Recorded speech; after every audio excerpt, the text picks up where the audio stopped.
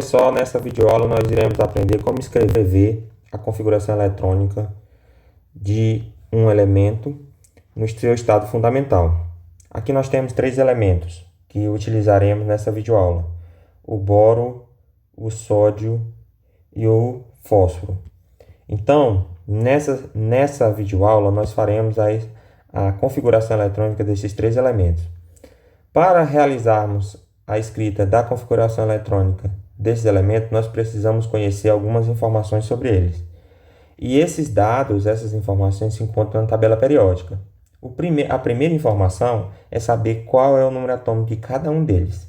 Então, se você consultar aí uma tabela periódica, você vai observar que o boro tem um número atômico 5, o sódio tem um número atômico 11 e o fósforo tem um número atômico 15.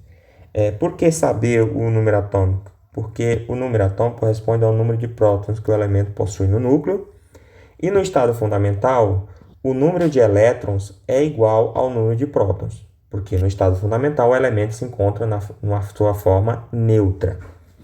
A segunda informação que eu preciso é saber utilizar o diagrama de Linus-Pauling. Esse diagrama aqui, apresentado aqui ao lado. Tá? Então, na descrição desse vídeo eu vou deixar um link para um vídeo que explica melhor a utilização do diagrama de Linus-Pauling. Então, para sintetizar aqui, nós iremos utilizar o diagrama de Linus-Pauling que determina a ordem de preenchimento dos subníveis. Tá? Então, eu tenho o subnível S, eu tenho o subnível P, tenho o subnível D e eu tenho o subnível F. Então, a ordem de energia é diagonal, ou seja, primeiro eu preencho um S, depois o segundo 2S, depois está indicando aqui a seta, o sentido da seta, né? Ou seja, eu terminei aqui e volto para o início. Terminei na esquerda, volto para a direita. E assim por diante. O terceiro subnível a ser preenchido vai ser o 2P, em seguida 3S e assim por diante, tá? Então, sabendo disso, nós começaremos escrevendo a configuração eletrônica para o boro. Então, o boro tem 5 elétrons, então o primeiro orbital a ser preenchido aqui no boro vai ser um S, no caso fica um S2. Em seguida, o próximo orbital a ser preenchido é o 2S, então fica 2S2, então eu já tenho 4 elétrons distribuídos, eu tenho 2 no 1S e 2 elétrons no 2S2. Então, no total, eu tenho 4. Né? Mas eu tenho, para ser distribuído no boro, um total de 5. Né? Então, o próximo orbital a ser preenchido aqui está aqui no subnível 2P. Então, fica 2P, tá? No caso, 2P, 1. Agora, eu somo, ó. 1 que está no 2P, mais 2 que está no 2S, mais 2 que está no 1S, dá um total de 5 elétrons, feita a distribuição eletrônica do boro. Agora vamos ao sódio. O sódio tem no total 11 elétrons. Então vamos lá. Mesma ordem, começando sempre no S, então fica 1S2, 2S2, já deu 4 elétrons, né?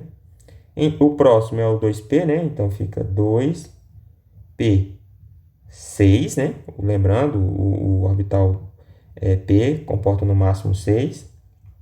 Então, prosseguindo, aqui eu tenho, vou somar agora para saber quantos faltam, 6 que está no 2P, mais 2 do 2S, mais 2 do 1S, dá um total de 10 elétrons. E eu tenho no total 11 para ser distribuído.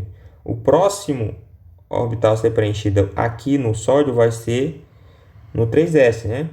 Então, 3S, no caso eu já distribuí 10, falta 1, então fica 3S, 1.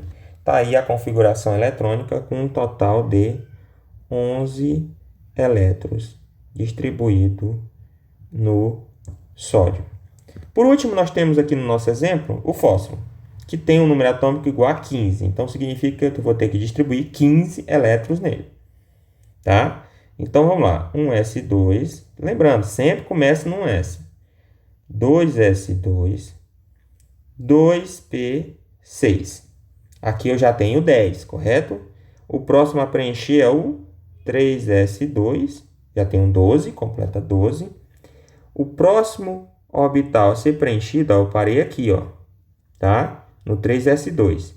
O próximo a ser preenchido é o 3p, né? Então, fica 3p. Agora, vamos somar quantos faltam, tá?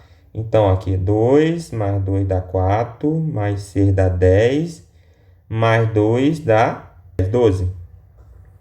Para 15, estão faltando 3. Então, fica 3p3.